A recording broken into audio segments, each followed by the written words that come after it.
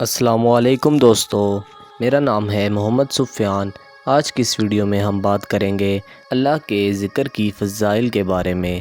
ایک روایت میں ہے، رسول اکرم صلی اللہ علیہ وسلم نے ارشاد فرمایا، کیا میں تم کو یہ خبر نہ سنا دوں کہ تمہارے رب کے نزدیک ایک تمہارا کون سا عمل سب سے پاکیزہ اور سب سے بلند درجے والا ہے، اور جو تمہارے سونے اور چاندی کو صدقہ کرنے سے زیادہ اچھا ہے۔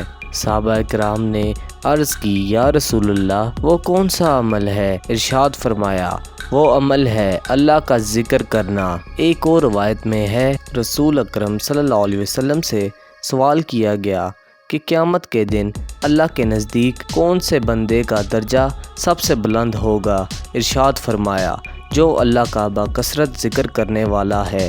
صحابہ کرام نے عرض کی، یا رسول اللہ، ان کا درجہ اللہ کی راہ میں جہاد کرنے سے بھی زیادہ بلند ہوگا۔